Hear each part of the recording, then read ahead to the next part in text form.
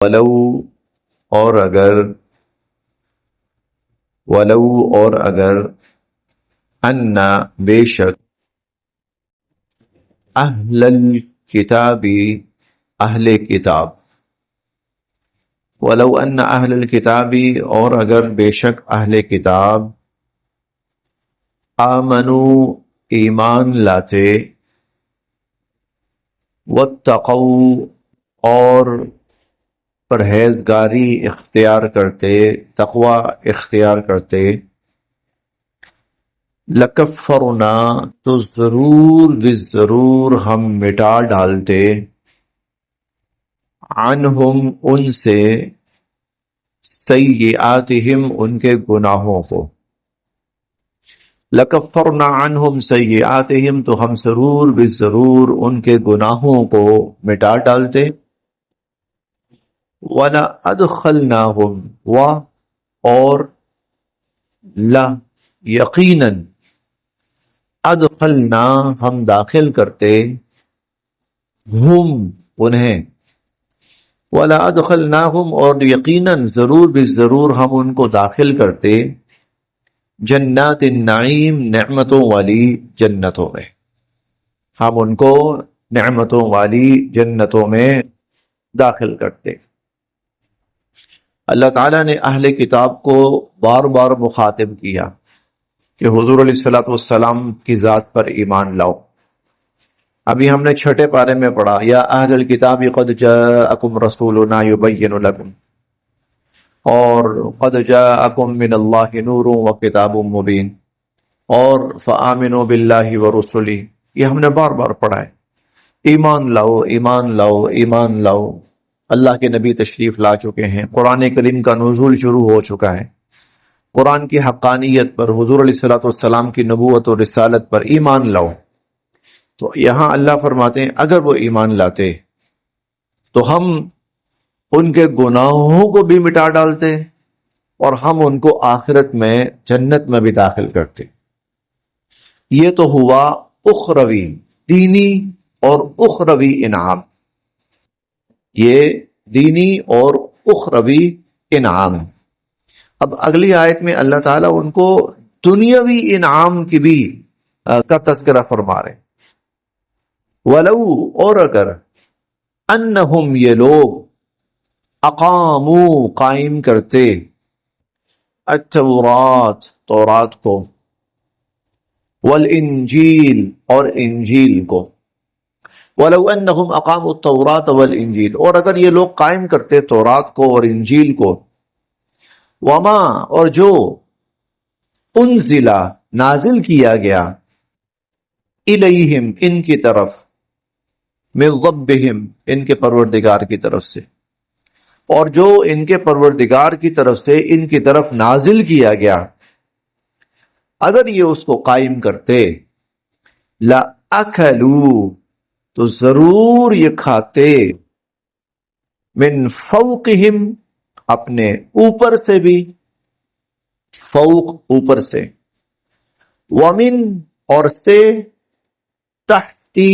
نیچے، ارجلہم اپنے پاؤں، ومن تحتی ارجلہم اور اپنے پاؤں کے نیچے سے بھی۔ لَأَكَلُوا مِنْ فَوْقِهِمْ تو یہ اپنے اوپر سے بھی کھاتے اور نیچے سے بھی کھاتے، یعنی ہم ان پر آسمانی اور زمینی رزق کے دروازے کھول دیتے۔ اس صورت میں اگر یہ تورات اور انجیل کو اور جو کچھ نازل کیا گیا ہے اس پر ایمان اس کو قائم کرتے۔ اب تورات کا جب حضور تشریف لا چکے ہیں تو تورات کا قیام کیا ہے یا انجیل کا قیام کیا ہے؟ صرف ایک چیز، اور وہ اللہ پر ایمان، تمام کی تمام کتابوں پر ایمان، تمام کے تمام فرشتوں پر ایمان، تمام کے تمام نبیوں اور رسولوں پر ایمان، آخرت پر ایمان۔ اب قائم کرنا، یہ اب اس کا قائم کرنا، گویا جو پچھلی آیت میں جو مضمون تھا وہی مضمون اسی آیت میں بھی ہے، وہی مضمون اسی آیت میں بھی ہے۔ وَلَوْ أَنَّهُمْ أَقَامُوا التَّوْرَاةَ اگر یہ لوگ تورات کو قائم کرتے، والانجیل اور انجیل کو، وما انزل الیہم من ربہم اور جو ان کی طرف ان کے پروردگار کی طرف سے نازل کیا گیا، یہ قرآن مجید ہے، لَأَكَلُوا تو کھاتے من فوقہم اپنے اوپر سے. یہ کل جو ہم نے سبق پڑھا تھا نا، اللہ کا ہاتھ تنگ ہو گیا ہے، یہ اس کا جواب ہے. اللہ کا ہاتھ تنگ نہیں ہوا. اللہ تم پر اب بھی آسمانوں اور زمینوں سے رزق کے دروازے کھولنے کے لیے تیار ہے، بشرطے کہ تم اپنے وعدے پورے کرو، بشرطے کہ تم اپنے تم نے عہد توڑ ڈالے. تم نے اللہ سے کیے ہوئے جو وعدے تھے ان کو توڑ ڈالا. لَأَكَلُوا تو یہ ضرور کھاتے من فوقہم اپنے اوپر سے بھی، ومن تحت ارجلہم اور اپنے پاؤں کے نیچے سے بھی.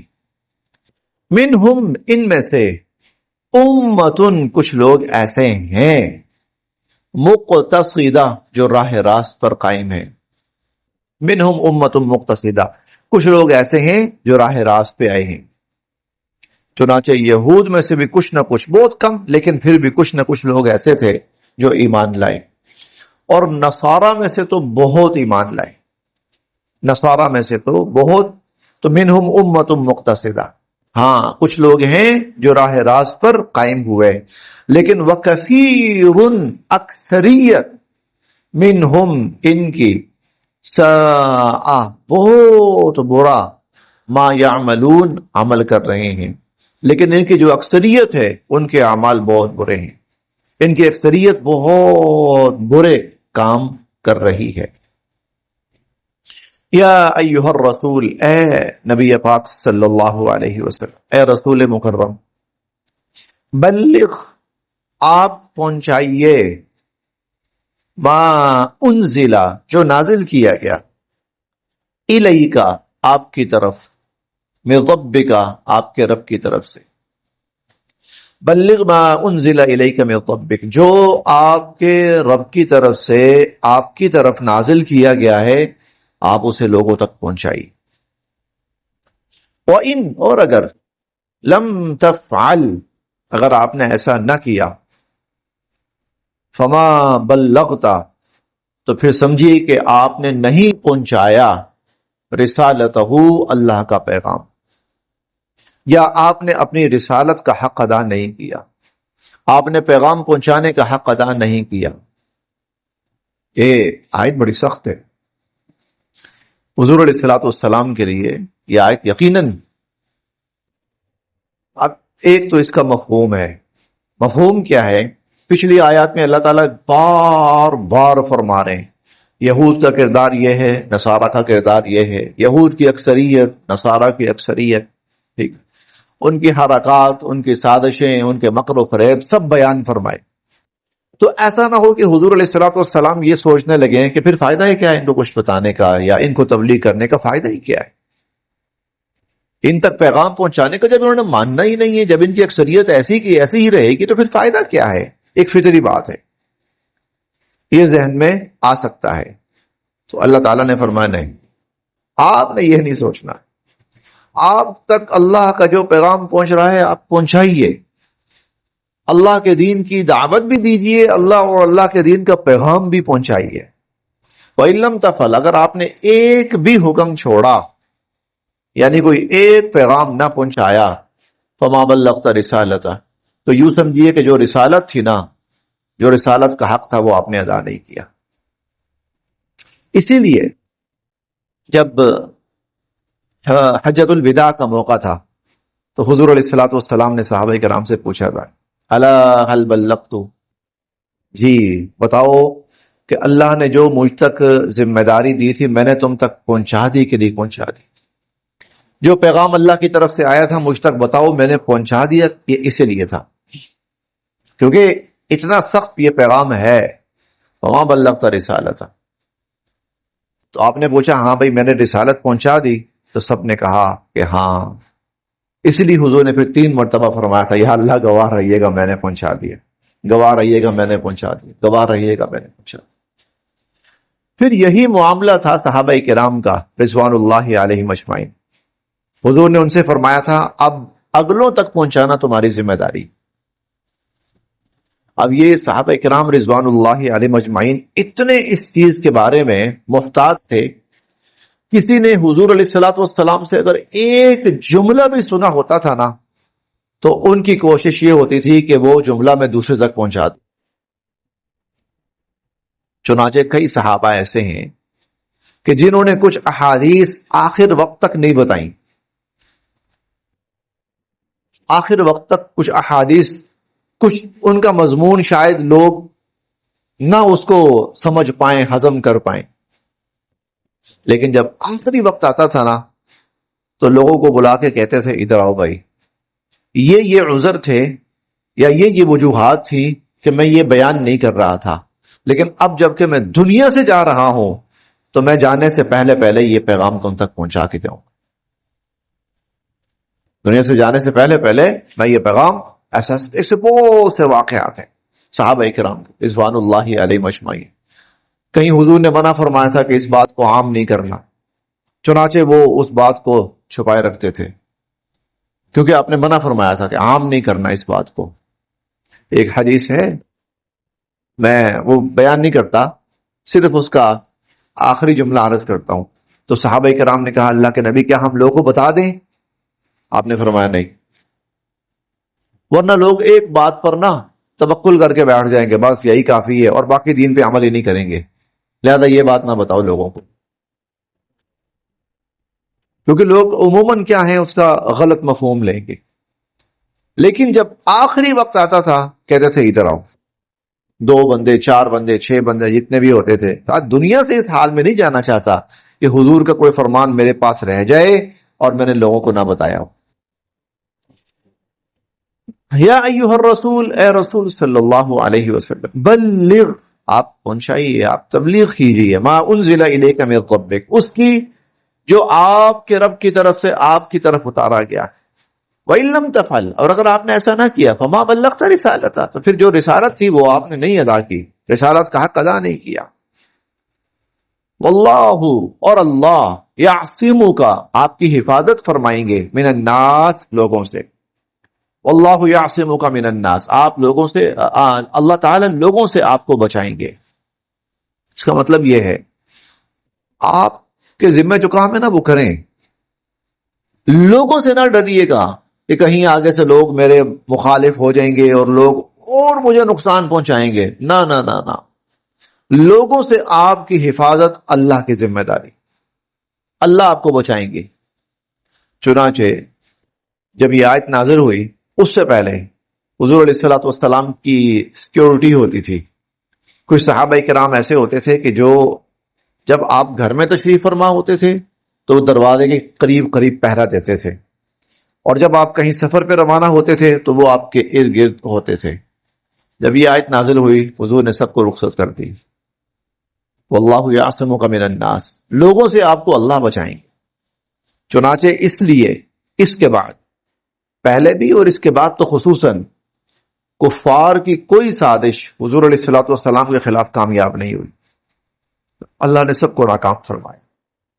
واللہ یعصمک من الناس، اور اللہ آپ کی حفاظت فرمائیں گے لوگوں سے۔ ان اللہ، بے شک اللہ تعالی، لا یہدی، نہیں ہدایت دیتے، القوم الکافرین، کافر لوگوں کو۔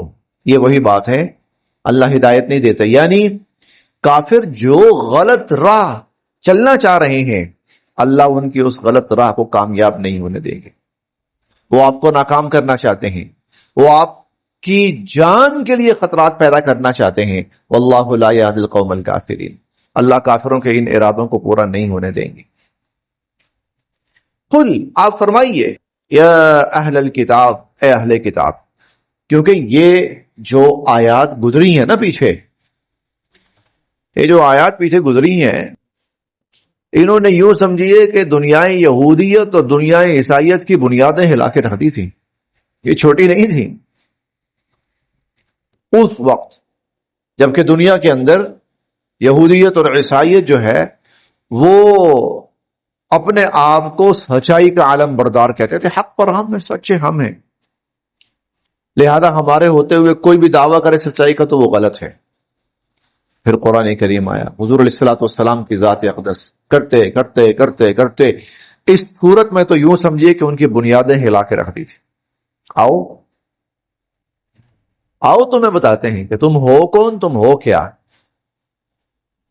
تم پر کتاب اتاری تھی اور تم نے کیا کیا کتاب کے ساتھ؟ تمہیں تو محافظ بنایا گیا تھا، تم محافظ کیا بنتے، تم الٹے خود اس کتاب کے مخالف اور دشمن بن گئے.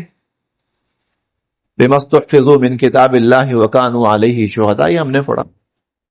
ہم نے تو کہا تھا اللہ کے حکموں کو جوں کہ تو نافذ کرو، تم نے تو کفر کا ارتکاب کیا. اس لیے بار بار کثیر منہم فاسقون، کثیر منہم فاسقون، یہ بار بار آ رہا ہے. یہ اس وقت جتنے یہود کے دعوے دار ہیں نا، یہودیت کے، عیسائیت کے، ان کی اکثریت بگڑ چکی ہے، ان کی اکثریت تباہ ہو. یہ اس وقت جب قرآن نازل ہو رہا تھا. ہاں کچھ ابھی نیک ان کے اندر کہیں ہوں گے، ورنہ اکثریت ان کی راہ راست سے بھٹک چکی، گمراہ ہو چکی، اور نہ صرف بھٹک چکی، گمراہ ہو چکی، بلکہ اپنے گمراہی کو پسند کر رہے ہیں، پر اپنی گمراہی پر خوش ہیں. یوں سمجھیے قرآن نے صحیح معنوں میں ان کا منہ کالا کر کے رکھ دیا. اب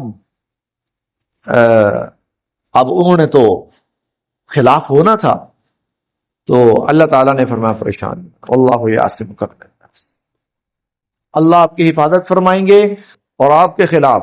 دیکھیں یہ جو غزوہ تبوک ہوا ہے نا، غزوہ تبوک یہ معمولی نہیں تھا.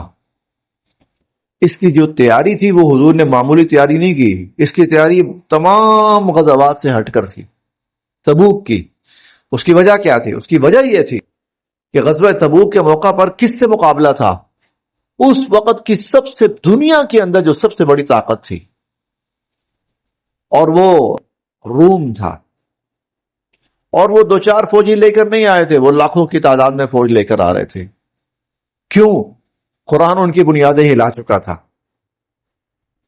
بھائی یہ تو بہت بڑا خطرہ ہے. یہ اگر یہ کلام اور یہ سب دنیا میں رہتا ہے تو ہماری بنیادیں ہل گئی ہیں. کل ہم کہیں دعویٰ نہیں کر سکتے. آئے تھے نا وہ، ہم نے سورہ آل عمران کے شروع میں پڑھا ہے، حضور علیہ الصلوۃ والسلام کو جھوٹا ثابت کرنے آئے تھے بنی نجران کا وفد. یہ سورہ آل عمران کے تقریباً 80 آیات وہ دلیل کی بنیاد پہ آئے تھے. دلیل کی بنیاد پہ جب ناکام ہو کے بھاگے اور دلیل کی بنیاد پہ ثابت ہوا کہ تمہارا دین غلط ہے اور تم غلط راہ پہ چل رہے ہو، انہوں نے سوچا پھر اب جو ہے نا وہ طاقت کا راستہ اختیار کریں. چنانچہ تبوک کے موقع پر وہ طاقت آزمانے آئے تھے کہ بھئی یہ جو بھی سلسلہ شروع ہے نا اس کو ختم کرو. اللہ نے فرمایا واللہ یعصمک من الناس، اللہ آپ کی حفاظت فرمائیں گے لوگوں سے. قل، آپ فرمائیے، یہ نبی جو ہوتا ہے نا، نبی، یہ نبی کا ذکر ہوتا ہے. یہ اتنی بڑی سازشیں اور اتنا بڑا دباؤ، یہ مذاق نہیں ہوتا، یہ مذاق نہیں. کفر ہے، مشرکین ہیں، یہود ہیں، نصارہ. دیکھیں وہ اتنی بڑی طاقت، آپ اندازہ لگائیں پچھلے تقریباً 50 سال سے لگا لیں آپ، کہ اسرائیل کی پشت پر امریکہ کھڑا ہوا ہے، اور دنیا عرب کو یہ پتا ہے کہ امریکہ کے ہوتے ہوئے ہم اسرائیل کا کچھ نہیں بگاڑ سکتے، سارے چپ کر کے بیٹھے ہیں. کیوں؟ امریکہ اس وقت دنیا کے سپر پاور ہونے کا دعوے دار ہے. یہی حال ملتا جلتا اس زمانے میں تھا. سپر پاور حملہ آور ہونے آ رہا ہے. حضور نے فرمایا آؤ. اس لیے اللہ نے پچھلی آیت میں فرمایا نہ، یہ نہ سوچیے گا کہ دنیا کیا کہے گی یا دنیا آپ کو نقصان پہنچائے گی. بلغ، پہنچائیے آپ جو آپ کے پاس اللہ کی طرف سے آ رہا ہے. کسی وقت کسی موقع پر آپ نے کسی بھی قسم کی، آپ سستی کہہ لیجیے، اس کا نہیں، کوئی مظاہرہ نہیں کرنا. پہنچائیے، علی الاعلان پہنچائیے. جس طرح اتارا جا رہا اسی طرح پہنچائیے. بہت بڑی بات تھی یہ سمجھنا بڑا مشکل ہے. قل، آپ فرمائیے، یا اہل الکتاب، اے اہل کتاب، لستم، نہیں ہو تم، علی شیء، کسی بھی سیدھی راہ پر. لستم علی شیء، تم کسی سیدھے راستے پر نہیں ہو. دوسرے لفظوں میں تم گمراہی کے راستے پر ہو. حتی، جب تک کہ تقیموا، تم قائم نہ کرو، التوراۃ، تورات کو، والانجیل، اور انجیل کو، وما انزل. اچھا یہ تورات کو قائم کرنے جائیں گے نا تو تورات کہے گی کہ جو نبی آیا اس پر ایمان لاؤ. انجیل کو قائم کرنے جائیں گے نا تو انجیل کہے گا کہ بھائی جس نبی کے لیے یہ ساری تمہید تھی وہ نبی آ چکے، ایمان لاؤ۔ تم گمراہ ہو جب تک کہ تم تورات کو قائم نہیں کرتے، جب تک کہ تم انجیل کو قائم نہیں کرتے، وما انزلا، اور جو اتارا گیا، الیکم، تمہاری طرف، من ربکم، تمہارے رب کی طرف سے، جب تک تم اس کو قائم نہیں کرتے تم کسی ہدایت کی راہ پہ نہیں ہو۔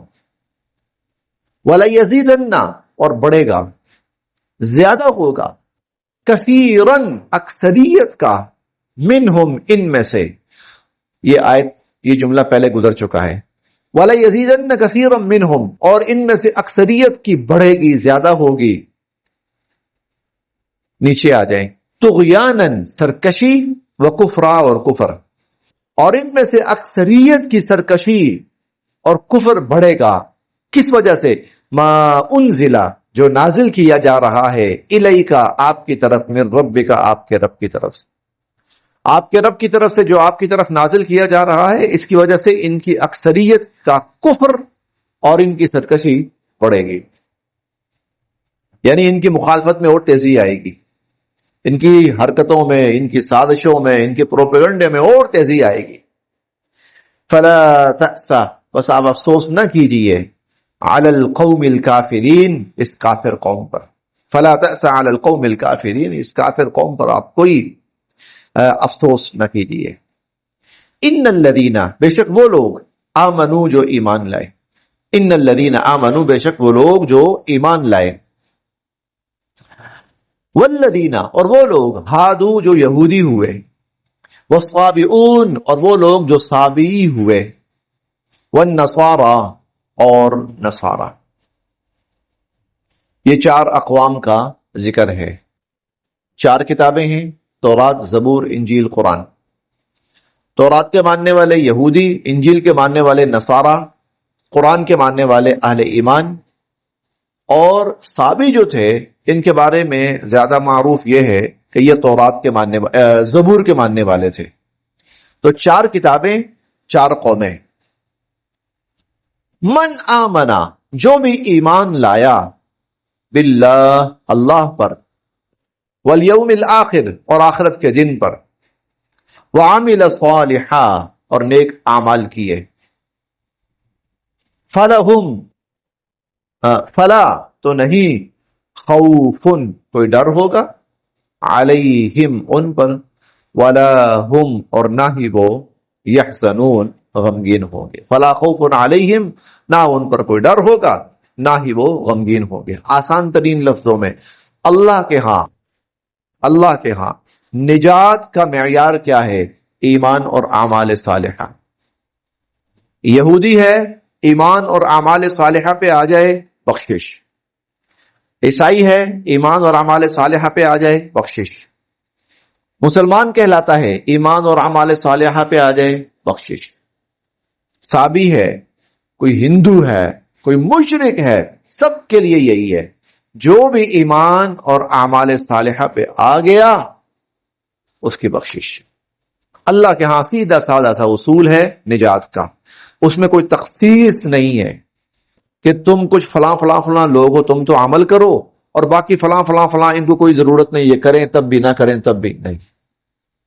ان الذین آمنوا، بے شک وہ لوگ جو ایمان لائے، والذین ہادوا، وہ لوگ جو یہودی ہوئے، والصابئون، اور صابی، والنصارى، اور عیسائی، من آمن باللہ، جو بھی ایمان لایا اللہ پر، والیوم الآخر، اور آخرت کے دن پر۔ یہاں پھر وہ بات تھوڑی سی میں عرض کر دوں، یہاں صرف 2 چیزوں کا ذکر ہے،